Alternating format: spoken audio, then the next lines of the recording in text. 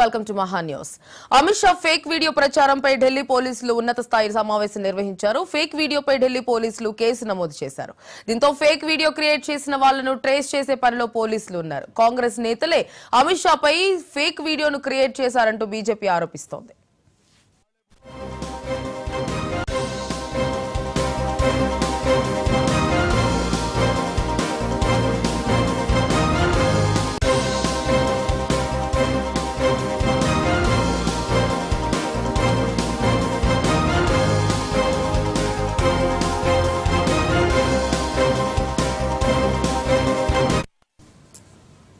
అమిత్ షా సిద్దిపేట సభలో వ్యాఖ్యలను వక్రీకరించారని అభియోగం చేశారు. రిజర్వేషన్లు తొలగిస్తామన్నట్లు వీడియోను తెలంగాణ కాంగ్రెస్ విభాగం వైరల్ చేసింది అంటూ ఆరోపించింది బీజేపీ. దీంతో ఢిల్లీ పోలీసులు తెలంగాణ సీఎం రేవంత్ రెడ్డికి సమన్లు పంపించారు. అలాగే ఫేక్ వీడియోకు సంబంధించి పలువురికి సమన్లు పంపించినట్లు తెలుస్తోంది. మే 1న రేవంత్ రెడ్డి విచారణకు రావాలని ఢిల్లీ పోలీసులు నోటీసులు ఇచ్చారు.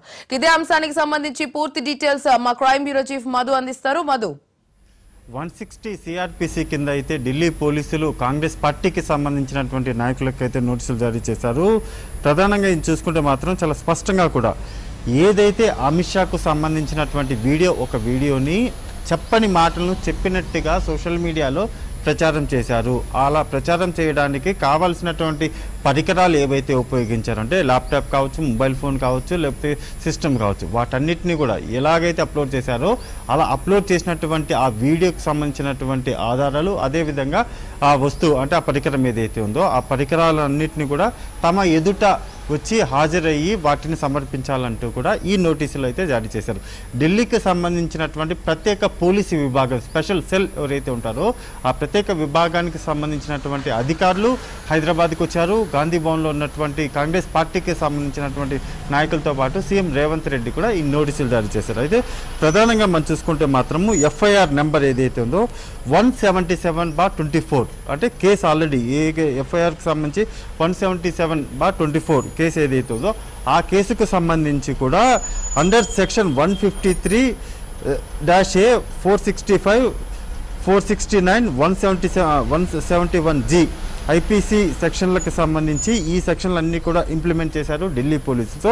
ఈ నేపథ్యంలోనే ఈ కేసుకు సంబంధించి 1వ తేదీన కమింగ్ ఫాస్ట్న వచ్చేసి మీరు ఉదయాన్నే 10:30 తమ ఎదుట హాజరు కావాలి అంటూ కూడా ఆ నోటీసుల్లో పెట్టుకున్నారు. అసలు ఏంటి రిజర్వేషన్లకు సంబంధించినటువంటి ఈ మొత్తం వ్యవహారం ఏదైతే ఉందో పెద్ద దుమారమే రేపింది. ఎందుకంటే అసలు చెప్పనటువంటి మాటలు చెప్పిన విధంగా టోటల్ సోషల్ మీడియాలో సర్క్యులేట్ అయ్యింది. కాబట్టి మీకు ఏ విధమైనటువంటి ఆధారాలు ఉన్నాయి, అండ్ మోర్ ఓవర్ మీరు అప్లోడ్ చేసినటువంటి ఆ సిస్టమ్ ఏదైతే ఉందో వాటన్నిటిని కూడా తీసుకుని రావాలంటూ కూడా ఆ నోటీసుల్లో పేర్కొన్నారు. అయితే 160 సిఆర్పిసి కింద ఇచ్చినటువంటి నోటీస్ ఏదైతే ఉందో ఆ నోటీస్ ప్రకారం ఒక సీఎం రేవంత్ రెడ్డే కాకుండా మరికొంతమంది కాంగ్రెస్ పార్టీకి సంబంధించినటువంటి నాయకులందరికీ కూడా ఈ నోటీసులు జారీ చేసినట్టుగా తెలుస్తుంది.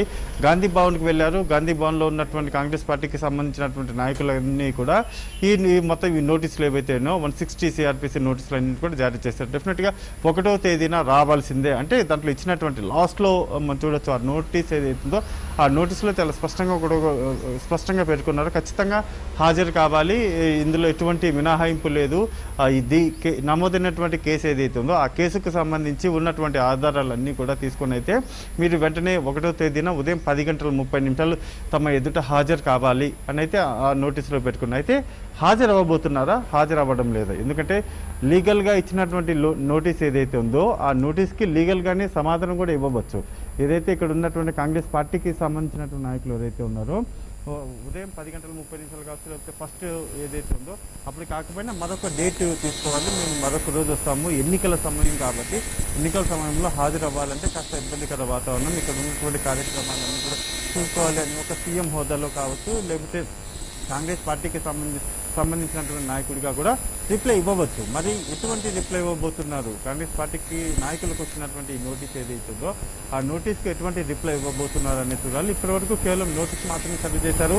ఆ నోటీసులు అందుకున్నటువంటి ఆ నోటీసులు లీగల్ ఒపీనియన్ తీసుకుని ఆ తర్వాత రిప్లై ఇవ్వబోతున్నారు. ఆ రిప్లైలో అటెండ్ అవుతున్నారా? అటెండ్ అవుతే ఖచ్చితంగా రిప్లై ఇవ్వాల్సిన అవసరం లేదు. రిప్లై ఇస్తే మాత్రమే ఖచ్చితంగా మరొక తేదీ అంటే ఎన్నికల తర్వాత ఎన్నికలకు ముందుగానే మరొక డేట్ అడిగే అవకాశం ఉంది. ఏది ఏమైనప్పటికీ ఎన్నికలు మరికొన్ని రోజుల్లోనే ఎన్నికలు జరగబోతున్నాయి.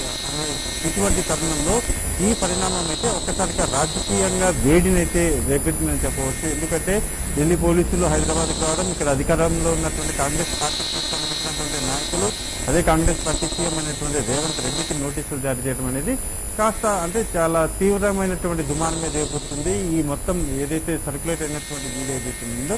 ఎందుకంటే తెలంగాణకు వచ్చినటువంటి అమిత్ షా ఇక్కడ ఏదైతే వ్యాఖ్యలు చేశారో ఆ వ్యాఖ్యలు చేసినటువంటి వ్యాఖ్యలను చేసినట్టు కాకుండా చేయని వ్యాఖ్యలు చేసినట్టుగా ఇందులో చూపించారు. సోషల్ మీడియాలో వాటి అన్నిటిని కూడా అప్లోడ్ చేశారు కాబట్టి దాని మీదనే ఈ కేసు కూడా 177 కేసు ఏదైతే ఉందో దానికి సంబంధించి కూడా కేసు నమోదైంది. కాబట్టి డెఫినెట్గా ఇది కాస్త కమింగ్ డేస్లో అయితే మాత్రం కాస్త రాజకీయ పరంగా కూడా ఒక టర్న్ తీసుకునే అవకాశం అయితే ఉంది. Right Madhu, thank you.